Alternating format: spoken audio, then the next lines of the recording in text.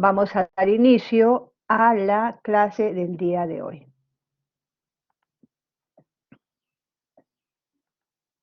Buenas tardes, chicos.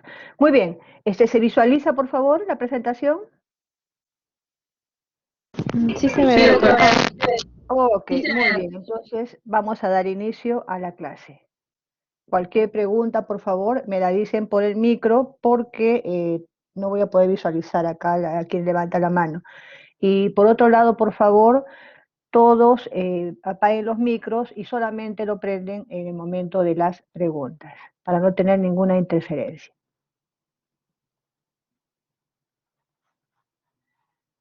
Muy bien, como habíamos mencionado, vamos a ocuparnos el día de hoy acerca de un tema sumamente importante con un grupo poblacional que es un buen número y que es un grupo de riesgo, que es el adulto mayor.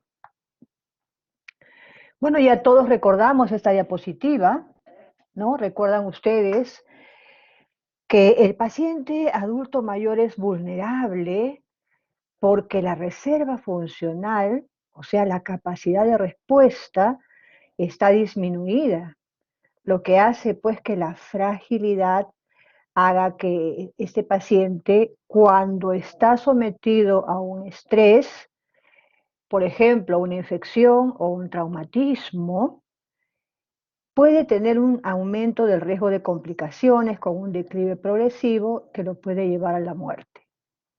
Con este mismo enfoque vamos a tocar algunos aspectos relacionados fundamentalmente al aparato respiratorio.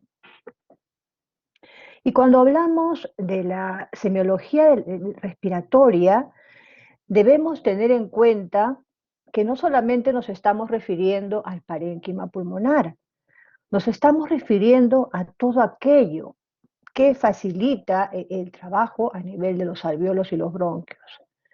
Vamos a ver qué cambios estructurales y funcionales se presentan en el adulto mayor que hace pues que tenga algunas características que lo ponen en desventaja frente a una persona joven.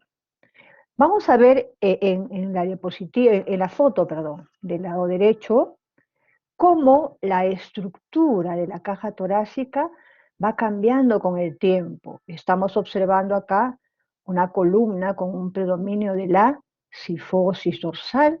Vamos a trasladarnos acá a la columna. Vean ustedes, en una persona joven como ustedes, las curvaturas que están, digamos, normales. Pero conforme avance el tiempo, y fíjense, nos vamos reduciendo del tamaño porque hay deformación, ¿no? Todas comenzando con la columna.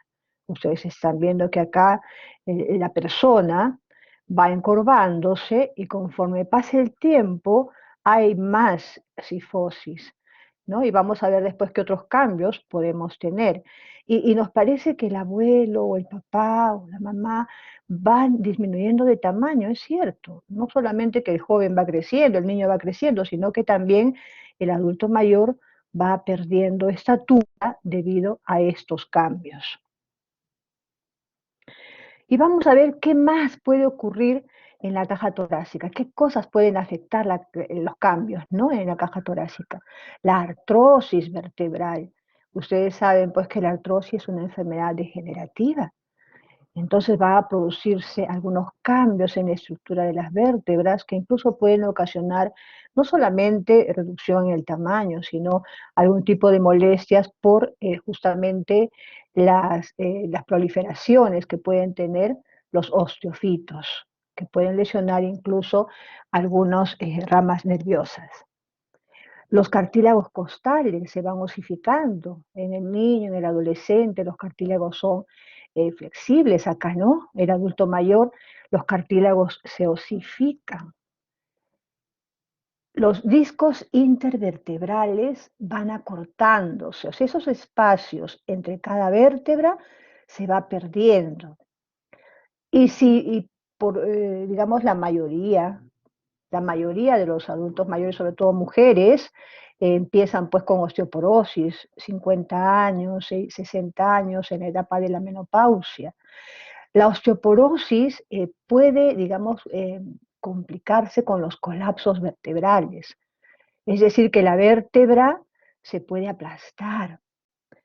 No solamente va a generar una disminución en el tamaño, sino que puede causar mucho dolor, que los puede incluso llevar a discapacidades. Perdón.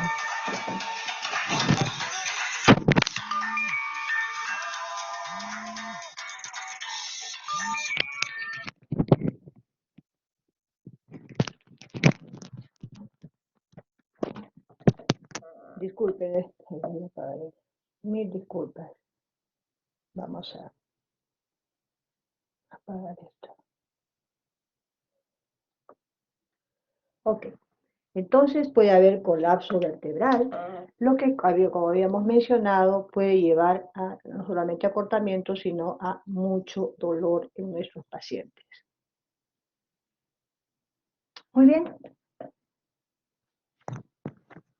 No solamente va a haber acortamiento, ¿no? Sino que la distensibilidad del tórax va a verse disminuida. ¿Recuerdan ustedes que en la práctica muchos han estado trabajando ya en casa, digamos, operativizando cómo es la amplexación, visualizando cómo se expande el tórax? Entonces, en el adulto mayor, dado estos cambios estructurales en la caja torácica, la distensibilidad se va a ver limitada. Y como ven ustedes en la foto, están observando también, miren estos cambios que hemos mencionado, pero van a ver que el diámetro antero-posterior va creciendo, va incrementándose. Vamos a ver la primera diapositiva de nuevo, fíjense, un diámetro antero-posterior, en el primer caso, en el caso del paciente joven.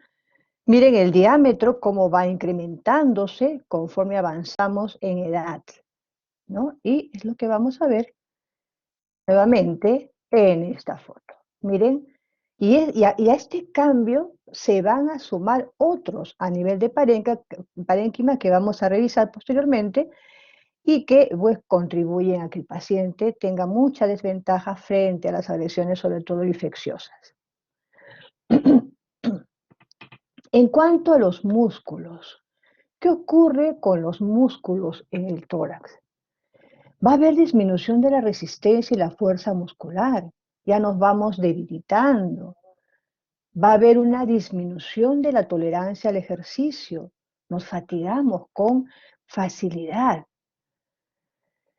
Pero imagínense si aparte de que estamos, y además de que tenemos una desventaja a nivel óseo, a nivel muscular, imagínense lo que pasa con este paciente cuando hace ejercicio o cuando tiene un cuadro infeccioso, por ejemplo, una neumonía.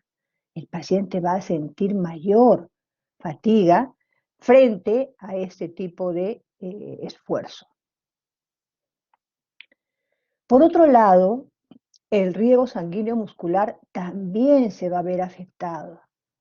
Ya saben ustedes que conforme pasa el tiempo, nuestras arterias van a ir sufriendo los cambios, sobre todo por arteriosclerosis. Va a ir disminuyendo la circulación, va a disminuir el riego, va a disminuir la oxigenación a nivel muscular y se vuelve un círculo vicioso. Disminuye la resistencia, disminuye la fuerza, menos oxigenación y mucho mayor, digamos, esfuerzo tiene que realizar el paciente para poder respirar.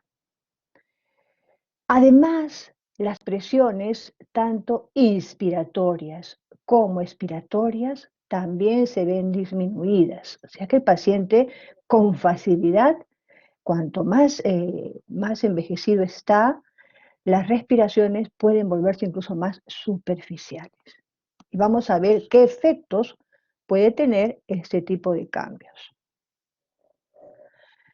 Ahora, si aparte de presentar estos cambios que hemos mencionado, el paciente tiene algún tipo de enfermedad sistémica, por ejemplo, una diabetes, o por ejemplo, un desorden cerebrovascular, o a lo mejor una enfermedad pulmonar obstructiva crónica, o un enfisema senil, obviamente que la evolución de cualquier tipo de proceso, sobre todo infeccioso, va a ser muy negativa, va a ser, digamos, que con frecuencia se complique. Ahora miren, si bien es cierto, un paciente adulto mayor puede haber tenido una vida, digamos, organizada, buenas prácticas de vida, como por ejemplo alimentación saludable o hacer ejercicios, ¿no? Hábitos de higiene, digamos, respiratoria y en general, ¿no? Que haya practicado algún tipo de deporte. Aquel que envejece, ya por el solo hecho de envejecer va a estar en desventaja, pero si aparte este paciente no ha cumplido con una vida ordenada, con ejercicios, con buena alimentación, los cambios van a ser mucho más, digamos, agudos y van a permitir que este paciente evolucione mal. Otro aspecto importante que hay que tener en cuenta y no debemos dejar de lado, sobre todo cuando hacemos la anamnesis, es siempre indagar el tipo de medicación. ¿Por qué? Porque los medicamentos también pueden afectar el sistema musculoesquelético. Ahora que estamos tocando este tema específicamente, ¿no? Pueden disminuir la fuerza muscular, a lo mejor sedarlos. Y acá vamos a hacer un paréntesis para recordar lo que dijimos en la primera clase sobre la valoración geriátrica integral. Hay una mala forma, digamos, de tratamiento médico que es la polifarmacia. Y digo mala en el sentido de que a veces se excede uno en prescribir medicamentos. Hace poco tuve oportunidad de ver a un paciente que tomaba 12 medicamentos al día. 4 de ellos los tomaba 2 o 3 veces al día. Entonces, esto pues es peligroso para el paciente, ¿no? Porque aparte de sedarlo, puede producir estreñimiento, puede hacer que las respiraciones sean más superficiales, de repente el paciente se puede aspirar, etcétera. Entonces, no solamente afecta el músculo esquelético, sino que también puede afectar otros sistemas. Los medicamentos, la polifarmacia debe ser muy bien revisada, debemos ver cuáles pueden interactuar favoreciendo las reacciones adversas y que pueden afectar negativamente a nuestros pacientes.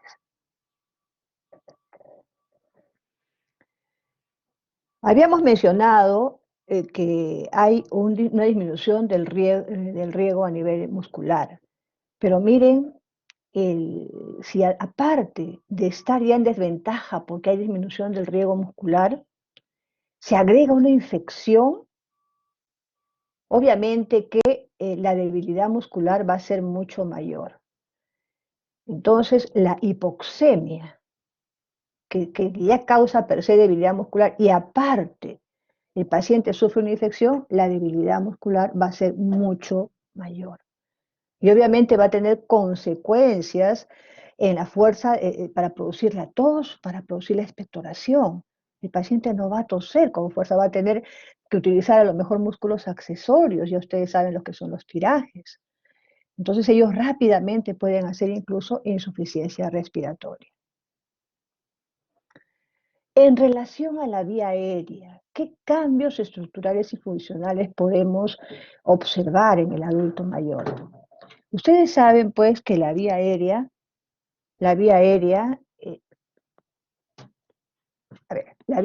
es flexible en la gente joven. Ustedes han visto en anatomía, ¿no? Cómo son los bronquios. En el adulto mayor hay una rigidez en la pared de la vía aérea. Y sumado esto a los cambios en el aparato mucociliar, nos vamos a dar cuenta que hay menor eficacia del aparato mucociliar, aquel aparato que hace la limpieza en la pared de la vía aérea. Asimismo, los alvéolos sufren una dilatación y aumenta los espacios aéreos. Esta dilatación alveolar con aumento de todos estos espacios aéreos se conoce como enfisema senil. Enfisema senil. Ya vamos a ver qué impacto va a tener todos estos cambios. Si mi paciente es un adulto mayor que va a estar en cama por cualquier acontecimiento, no necesariamente respiratorio, puede ser una infección de otro tipo, una infección urinaria, a lo mejor una deshidratación. El hecho es que si el paciente va a estar inmovilizado, va a tener una reducción en las respiraciones profundas. Por ende, va a hipoventilar. Va a haber acúmulo de secreciones densas y el paciente no va a tener esa capacidad, esa fuerza para eliminar el esputo. Quiere decir entonces que a todos los cambios que ya hemos mencionado, si al paciente lo tenemos en reposo, en cama, varios días, si no respira adecuadamente, si hipoventila, si se queda el esputo, hay un mayor riesgo de complicaciones respiratorias bajas. Por ejemplo, presencia de neumonías. Por eso es que yo siempre les digo a los alumnos cuando hacemos las prácticas, evaluemos a los pacientes no como un aparato o sistema, no como un pulmón, no como un cerebro, no como un corazón, no como un tubo digestivo. Evaluémoslos en el contexto en que nosotros lo estamos viendo. Si es un adulto mayor, recordar que hay cambios que lo ponen en desventaja. Entonces, yo no voy a pedirle a un paciente adulto mayor, oye, que se cueste en la cama 3 o 4 días sin hacer ejercicios respiratorios, sin movilizarse de un lado para el otro, sin sentarlo, sin hacer a lo mejor masajes, sin vendarle los miembros inferiores, etcétera. Es importante recordar estos cambios. ¿Y por qué les comento este aspecto? Porque de repente llega el paciente a nuestro hospital con un desorden cerebrovascular y lo tenemos ahí inmóvil, salvo que hay una indicación neurológica específica, como es una hemorragia subaracnoidea, los pacientes no deben estar inmóviles. Deberíamos prepararlo al paciente, a la familia, para que no se compliquen, porque ustedes están viendo todos estos cambios facilitan de una manera dramática la presencia de las infecciones respiratorias bajas. Entonces hay que recordar que por la edad nada más ya están predispuestos. Y si nosotros le agregamos inmovilidad, falta de ejercicio respiratorio, este paciente va a hipoventilar y va a complicarse con mucha facilidad. ¿Qué ocurre a nivel del parénquima pulmonar? Van a disminuir las células epiteliales glandulares, se va a producir menor moco protector, va a haber alteración de las defensas frente a las infecciones, ya hemos hablado que hay dilatación alveolar, con presencia de espacios muertos, ¿no? Tenemos que recordar que los nuevos alveolos se pueden producir solo hasta los 20 años en las mujeres y en los varones hasta los 25 años. Quiere decir que después de esta edad ya no tenemos producción de alveolos. Hay que cuidar ese aparato respiratorio. Y miren en el adulto mayor todos los cambios que se dan a nivel de caja torácica, a nivel del sistema muscular, a nivel de bronquios y a nivel parenquimal. Entonces, vamos recordando que el envejecimiento fisiológico, miren, acá no estamos hablando de patología, acá estamos recordando qué pasa con el adulto mayor. Ya el adulto mayor está en desventaja por dilatación de alveolos, porque esos espacios muertos van a ir incrementándose. ¿Y esto a qué va a llevar? A disminución de la superficie del intercambio gaseoso. ¿Y eso en qué va a tener impacto? En hipoxemia, en hipoxemia. El tejido de sostén de las vías aéreas también se va perdiendo. Y todo esto lo que hace es producir una disminución en la elasticidad del pulmón. Disminuye la elasticidad del pulmón, se incrementa el volumen y la capacidad residual funcional. O sea que ustedes van a ver un tórax todo así insufladito, grande, con un diámetro anteroposterior incrementado, pero es un volumen y capacidad residual que no va a ayudar. Se inventa esta capacidad residual funcional que no ayuda a la mejor hematosis. Ahora miren desde el punto de vista funcional,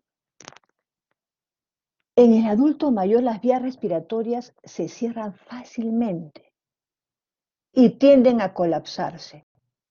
De repente tengo pues un moco espeso, un moco muy difícil de movilizar y de repente pues como no respiro profundamente, como estoy en reposo, a lo mejor tengo alguna intercurrencia y el paciente comienza a hacer signo de insuficiencia respiratoria.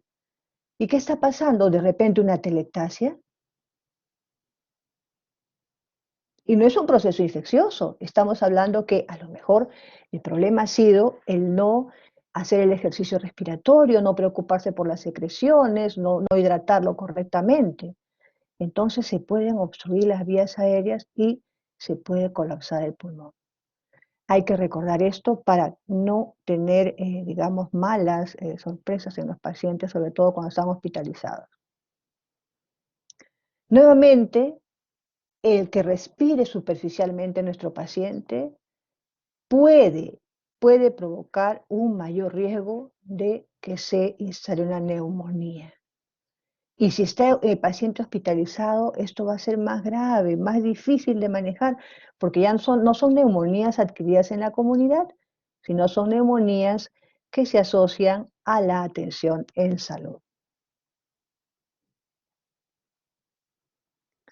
Hay un tema importantísimo en el adulto mayor que es la reducción de la respuesta respiratoria. El paciente no responde como pueden responder ustedes a la hipoxia o a la hipercapnia, es decir, a la disminución del oxígeno o al aumento del CO2. No pueden responder adecuadamente, sobre todo cuando el paciente está en reposo.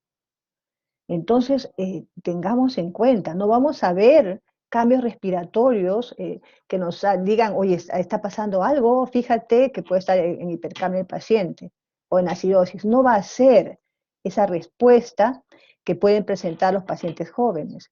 Estos pacientes no tienen una respuesta respiratoria adecuada frente a la hipoxia o frente a la hipercapnia. Y a lo mejor solo de ver al paciente y no lo examinamos, nos puede llevar a un mal diagnóstico y que este paciente evolucione tórpidamente. Por otro lado, si nuestro paciente, aparte, tiene una enfermedad cerebrovascular, ¿se imaginan qué ocurriría si este paciente tiene a lo mejor un infarto cerebral? No va a tener esa capacidad de movilizar a lo mejor un hemicuerpo. Pero así como no moviliza el hemicuerpo, tampoco va a tener la capacidad, pues, de poder utilizar músculos en general, no se va a poder sentar, va a estar en reposo. Y si se suman todos estos cambios, obviamente que el control respiratorio va a verse más afectado. De repente el paciente con un desorden cerebrovascular vomita y se aspira. De repente en la noche nadie se da cuenta y al día siguiente ustedes van, lo visualizan al paciente, lo examinan y dicen, pero el paciente no estaba así ayer. No, pues lo que pasa es que se ha aspirado y está lleno de roncantes, sibilantes, a lo mejor le encuentran crepitantes, subcrepitantes, dice, pero si lo dejé bien ayer, pero ¿en qué condiciones lo has dejado? Hay que tener mucho cuidado, sobre todo en estas lesiones cerebrales, para evitar que se complique porque se vuelve un círculo vicioso. Tiene la neumonía, tiene la enfermedad cerebrovascular y no hay cuándo pueda salir de este círculo, va a tener un inadecuado control respiratorio y cada vez se va a deteriorar más, no solamente el tema respiratorio, sino que al no haber una buena hematosis, al no haber una buena oxigenación, el cerebro va a sufrir más.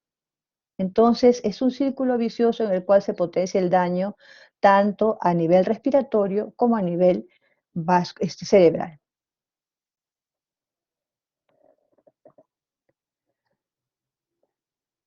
Ahora, el paciente adulto mayor, ya lo habíamos mencionado, no percibe de manera objetiva la broncoconstricción aguda. En una persona joven, si alguno de ustedes alguna vez ha tenido pues un ataque de asma, se da cuenta, ¿no? Se da cuenta, comienza a hiperventilar, buscan una posición, uno los ve, a veces hasta se escuchan los sibilantes sin necesidad de colocar el estetoscopio y se da cuenta que hay una broncoconstricción severa. El adulto mayor no percibe, porque como no percibe ni la hipoxemia ni la hipercapnia y no tiene una adecuada respuesta respiratoria, tampoco va a presentar esos cambios o ese tipo de signos que nosotros podemos ver en un paciente joven. Entonces hay que examinarlos con mayor acuiciosidad, hay que esperar a las pausas que él pueda tener, hacerlo respirar, tener la paciencia de pedirle que respire profundo, ¿no? Hacer un buen examen físico, no solo en la región posterior, en la cara lateral, en la cara anterior, del tórax para poder, digamos, rescatar aquellos signos que él no se da cuenta, él no los manifiesta ni los puede, digamos, hacer conocer porque obviamente no tienen esa capacidad. Algunas características que presentan los pacientes adultos mayores. Miren, con frecuencia ellos colonizan el tracto respiratorio superior fácilmente. Por eso cuando un adulto mayor se hospitaliza, hay que tener mucho cuidado, porque ya de per se ya están colonizando y esas bacterias o esos otros gérmenes, ¿no? Que ya están en el tracto respiratorio superior dentro de la hospitalización, pueden causar. De repente se aspira, de repente se atora el paciente, pasa a la vía aérea y se produce una infección intrahospitalaria. También puede tener problemas de la deglución, ¿no? Los pacientes adultos mayores, cuanto mayores son, hay mucho riesgo de aspiración. Entonces, de repente puede estar comiendo algo y se puede atorar, se puede aspirar. Y teniendo en cuenta que ya está colonizado con gérmenes, si son del hospital, digamos, es más severo, obviamente que podemos tener infecciones muy, digamos, de muy mala evolución y que los puede llevar a la muerte. Hay que recordar también que desde el punto de vista inmunitario hay una deficiencia marcada en los adultos mayores. Por eso es que ustedes han visto en la primera etapa que vivimos el año pasado, con esta pandemia, la mayoría de los pacientes que llegaban, digamos, muy mal o que fallecían, eran pacientes adultos mayores. Porque estamos viendo, ahora sí podemos entender que ya ellos iban en desventaja por los cambios anatómicos, por los cambios funcionales. Y si se inserta un virus con las características de esta COVID-19, teniendo en cuenta pues que además la inmunidad está venida menos, eran, digamos, los que más fácilmente evolucionaban mal, iban a la muerte.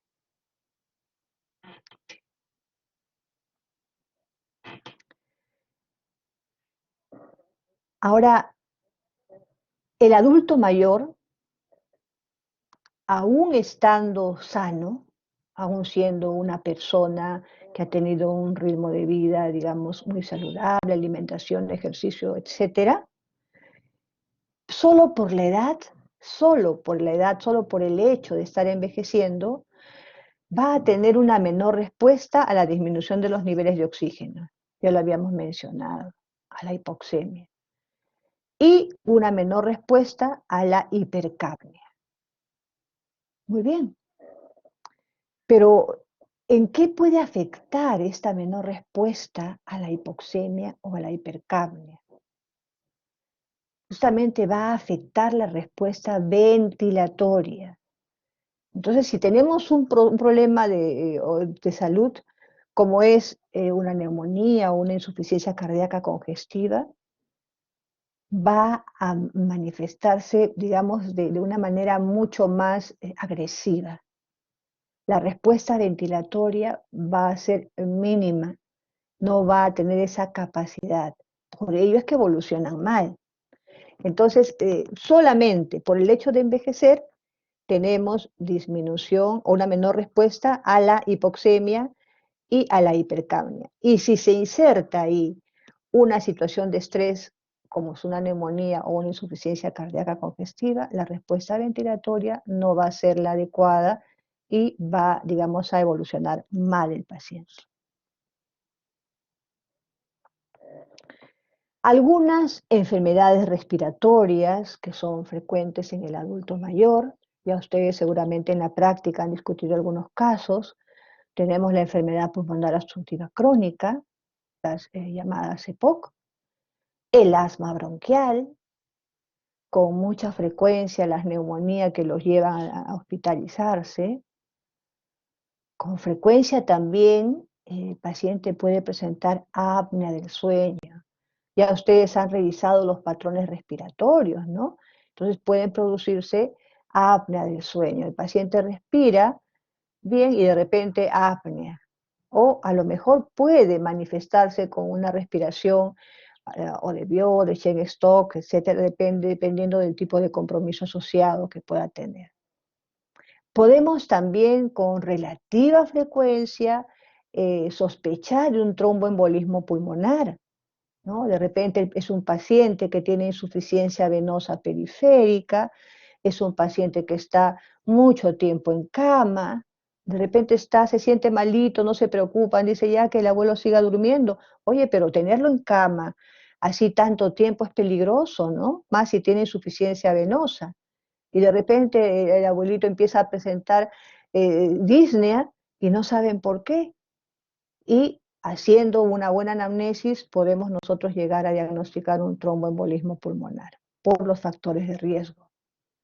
La tuberculosis no es ajena a cualquier peruano, sea niño, joven, adulto o adulto mayor.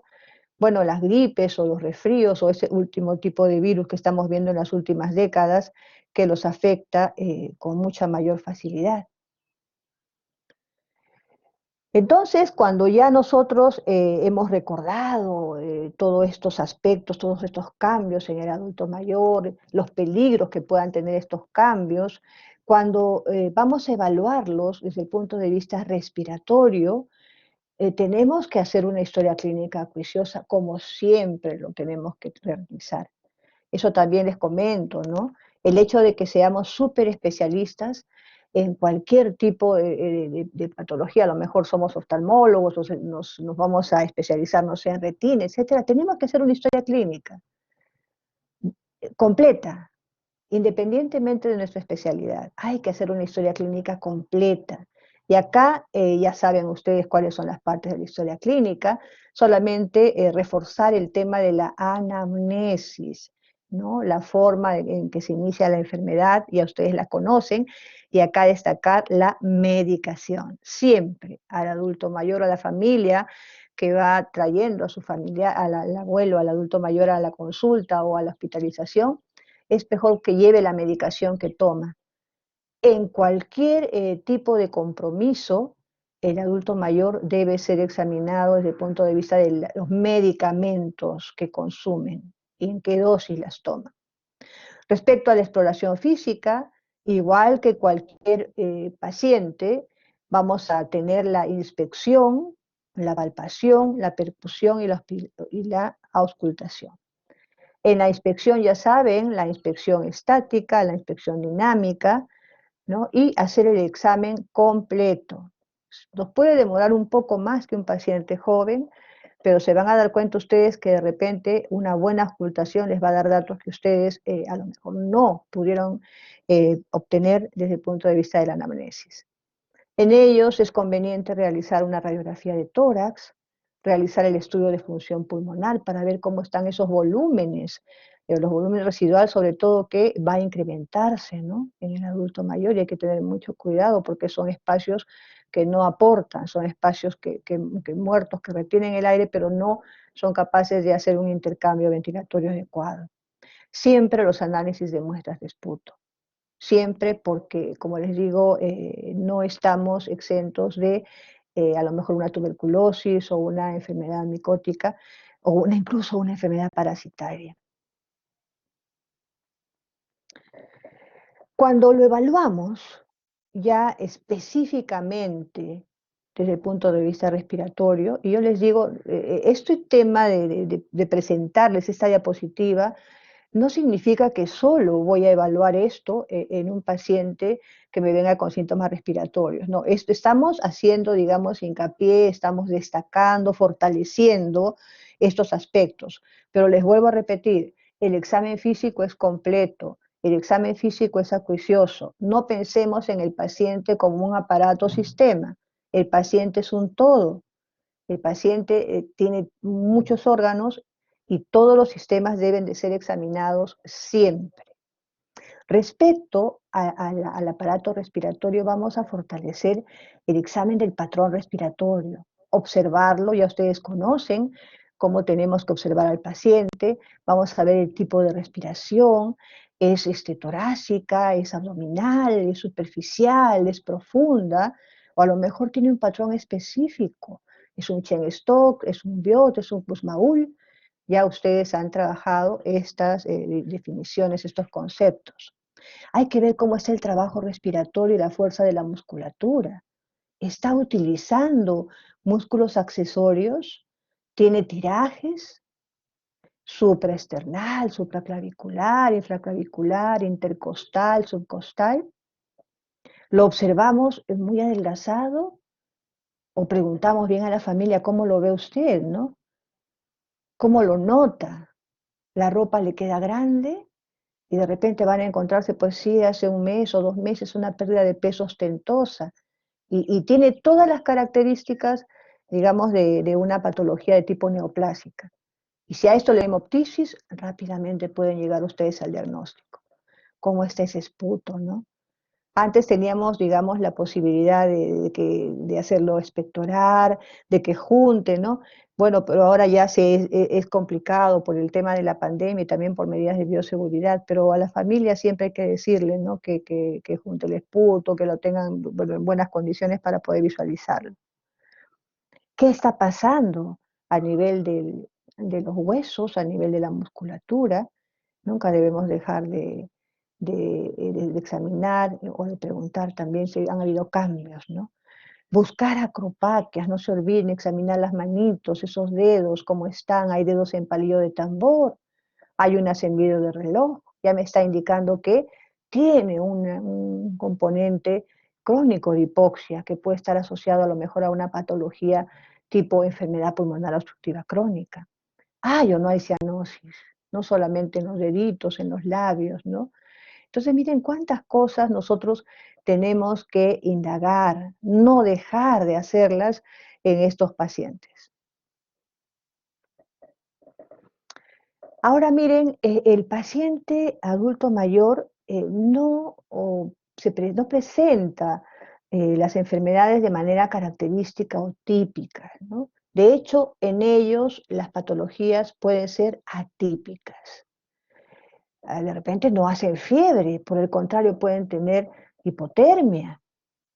De repente no tienen todo aquellos oídos de un síndrome de condensación. ¿Por qué? Porque como respira tan superficialmente, a lo mejor no tienen, ¿aló? A lo mejor no tienen, digamos, la inspiración profunda como para detectar estertores. Ahora, a diferencia de un paciente joven, y vamos a poner el ejemplo de la neumonía adquirida en la comunidad. Yo tengo un paciente joven, vamos a ponerle pues la edad de ustedes, 20, 22 años, 25 años, que hace una neumonía y el paciente se presenta así desde ayer. Disculpe, A ver, no ¿hay se algún ve problema? su diapositiva. ¿Hay algún problema? ¿Aló? ¿Sí? Sí, doctora, no se ve su diapositiva, se ve negro. A ver, vamos a ver. Pero está ahí proyectándose. Vamos a ver. ¿Desde qué momento? ¿Cuál diapositiva? La anterior, doctora. A ver. ¿Esta? ¿Aló? No se ve, doctora. Si podría volver a compartir, por favor. Vamos a hacerlo. Ok. A ver, ahí está. Vamos a ver.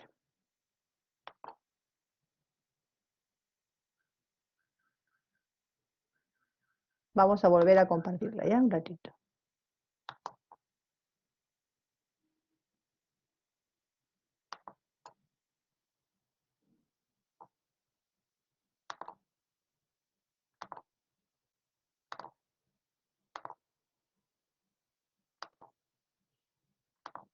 A ver, ¿ahora se visualiza?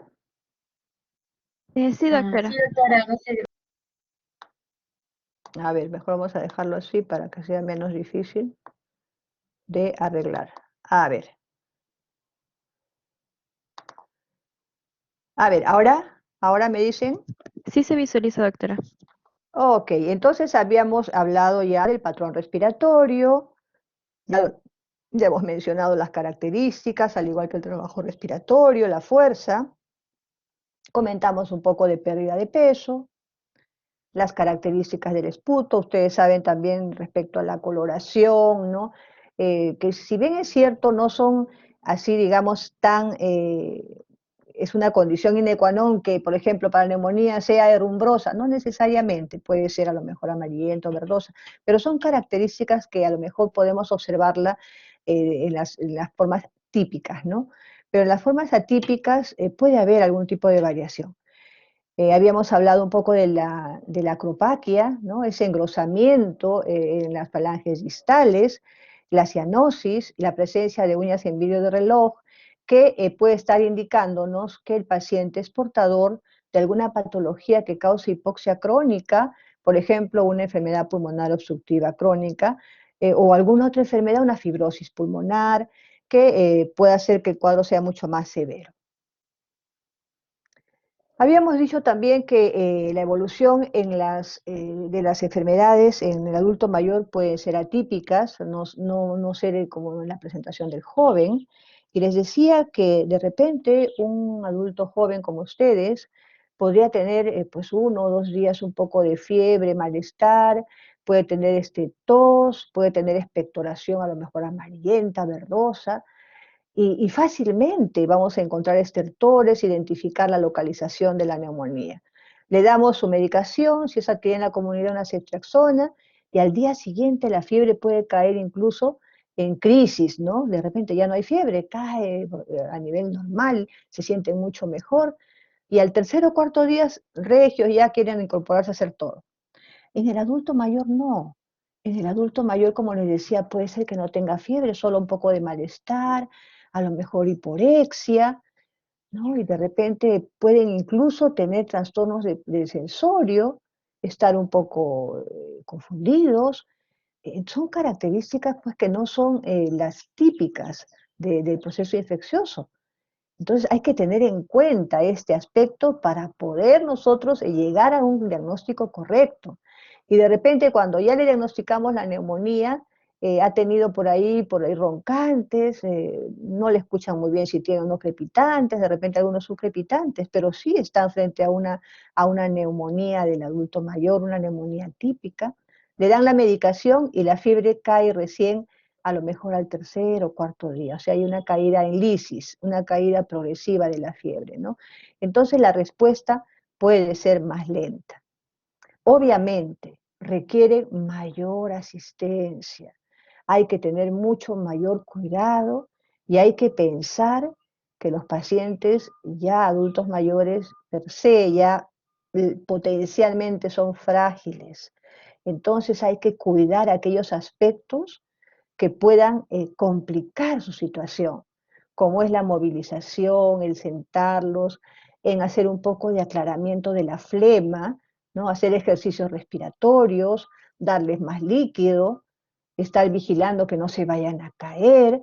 Entonces requieren mucha mayor asistencia para que puedan evolucionar bien y no se compliquen, sobre todo en los hospitales, ¿no?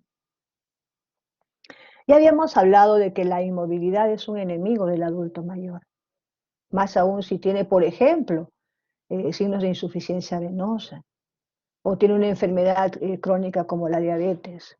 A mayor tiempo de inmovilidad, riesgo de úlceras por presión, las temidas escaras, que si está desnutrido el paciente o tiene poca masa muscular, va a ser un factor terrible, un factor, digamos, de mucha estancia y que lo puede llevar a la muerte. Habíamos conversado también en la primera clase de valoración geriátrica integral cuán importante es la evaluación funcional y psicológica del adulto mayor. Las enfermedades respiratorias y urinarias son las más frecuentes, ¿no? Después vienen las cerebrovasculares. Producen mayor deterioro funcional y psicológico. Entonces hay que tener mucho cuidado, mantenerlo activo, despierto, ¿no? Que la familia esté pendiente. Y como ellos suelen presentar comorbilidad, hay que tratar la comorbilidad, no esperar que se nos descompense. Entonces, como ven, es muy importante el enfoque que nosotros le demos al adulto mayor. En este caso estamos hablando ya de un problema respiratorio, pero como recuerdan ustedes, vamos a verlo en todas las dimensiones, no solo biológica, sino de funcionalidad, la psicológica y bueno, la social, que desafortunadamente no se hace mucho en el país, pero que deberíamos implementar. Ahora, el adulto mayor suele tener disminuido el reflejo de oxígeno. Eso es un factor, digamos, que los pone en mucha desventaja, no tiene esa capacidad de toser. Ya per se puede tener la oxigenación a nivel tisular disminuida, y eso lo hemos comentado, ¿no? Hay incremento en la rigidez de la caja torácica, la elasticidad pulmonar se ve disminuida, el volumen residual se ve incrementado, la respuesta a la hipoxemia y a la hipercapnia se ve disminuida y hay disminución de la actividad ciliar. Es lo que hemos comentado en, digamos, a manera de resumen, en la presentación de esta clase. ¿Cuáles son las consecuencias de todo este envejecimiento respiratorio? No va a haber un buen aclaramiento respiratorio, o sea, ese paciente no va a poder movilizar bien las secreciones. Las secreciones se pueden quedar ahí estancadas y pueden producir atelectasias, pueden facilitar las neumonías. Hay mucha tendencia a infecciones. Y obviamente, si a esto le sumamos que ya tiene un problema en la función respiratoria se ve mucho más afectada. Esos espacios muertos influyen mucho también en que no puede haber un adecuado intercambio gaseoso. Muy bien, chicos, hasta acá tenemos alguna pregunta. Como les dije, la clase está colgada ya en la plataforma para que ustedes puedan bajarla y revisarla. A ver, ¿alguna pregunta?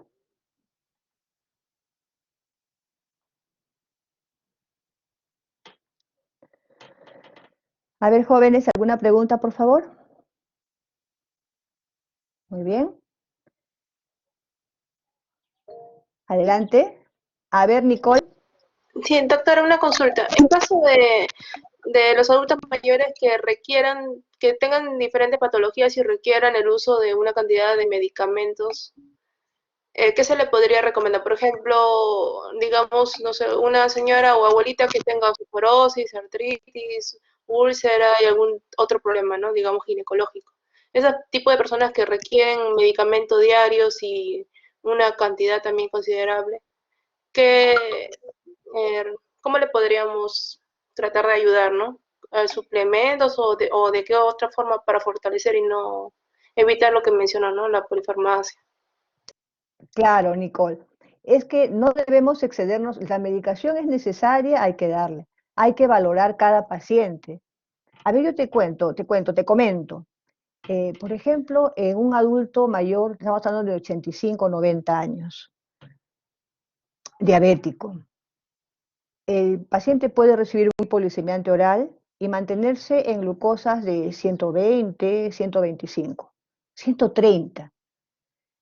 Pero tú no vas a querer llevarla pues a 80, porque vas a correr el riesgo de aumentar la dosis del hipoglicemiante, aumentar la dosis de insulina, de que vaya a la hipoglicemia. y ese paciente te puede hacer un coma hipoglicémico.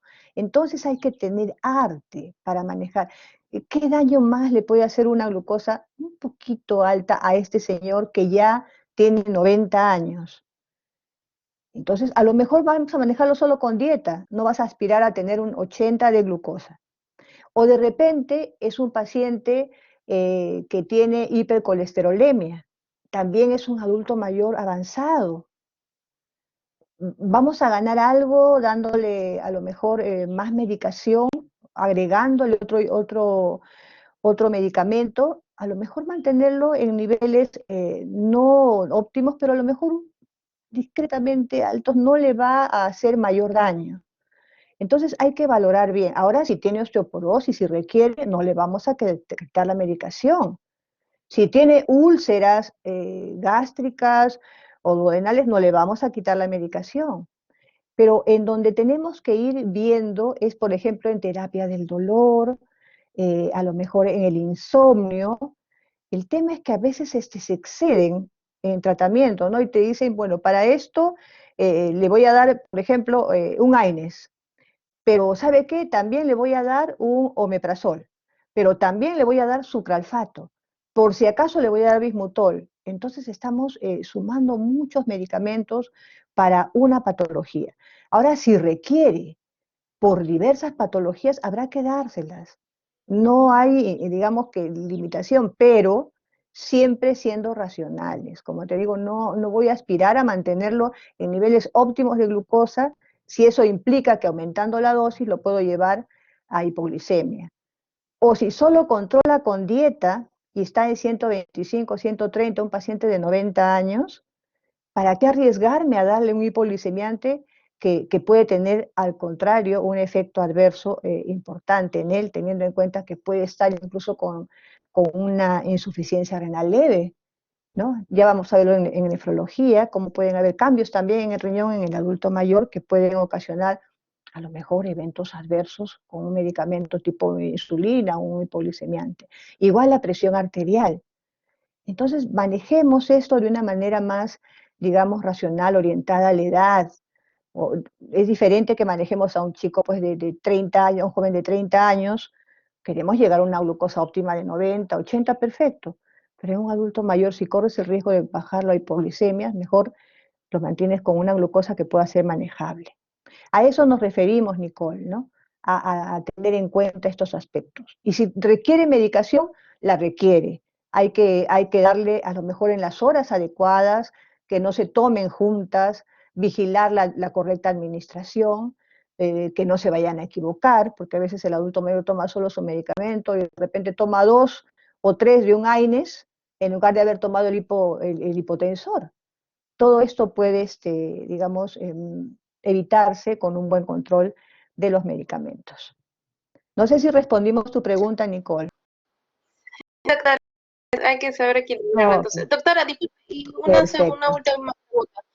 Una última pregunta, Sí, Nicole. disculpe. Y referente a los suplementos alimenticios, por ejemplo, el Ensure, geriátrico, esos tipos de suplementos que venden bajo su contexto, ¿sería recomendable eso o es pura Depende. marketing?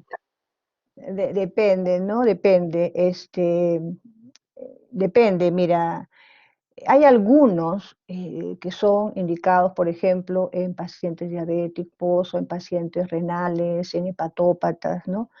Ahora que hay deficiencia de algunas vitaminas, por ejemplo la B12, que se ve afectada en el adulto mayor porque tiene su gastritis atrófica, ¿no? Hay formas de administración, a lo mejor requieren una administración de tipo intramuscular. No todos toleran bien, hay que tener cuidado cómo está el hígado y el riñón. Acuérdate que una sobrecarga proteica en un adulto mayor que tenga insuficiencia renal leve o moderada puede desencadenar, o un hepatópata que tenga pues una insuficiencia hepática que no tenga mucha manifestación todavía, pero que bioquímicamente ya sabes que tiene una alteración, puede tener consecuencias importantes. Algunos requieren suplementos, no todos, pero hay que ver qué suplemento es el que requiere cada paciente, ¿no? Como te digo, la B12, había que medirle B6, B12 para darle el suplemento. El calcio, ver cómo está la osteoporosis, si tiene osteoporosis, si tiene, cómo está la vitamina D3, etcétera. para poder darle lo que corresponde. Antes de administrar, es mejor ver cómo está la situación.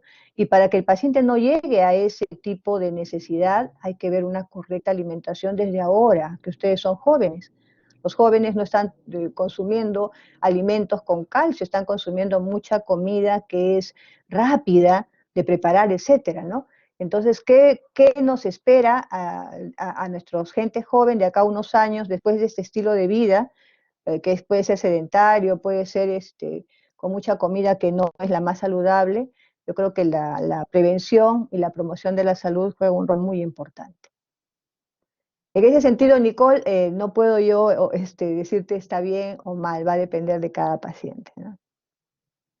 Muy bien, chicos. Gracias. Ok, muy bien, gracias a ustedes por su participación y bueno, a seguir estudiando. Cuídense mucho y no se olviden, los pacientes no son un capítulo, los pacientes son todo una articulación de sistemas, pero también tienen alma, tienen sentimientos y sienten igual que nosotros. Así que con mucho cariño para ellos. Muy bien, cuídense mucho. Chao, chicos. Gracias, doctora. Hasta luego. Gracias, doctora. Buenas tardes. Chao, chicos. Ahí vi a mis exalumnas. Ok, está Daniel, Alejandra, Saraí, Valeria, muy bien. Chao, chicos, cuídense.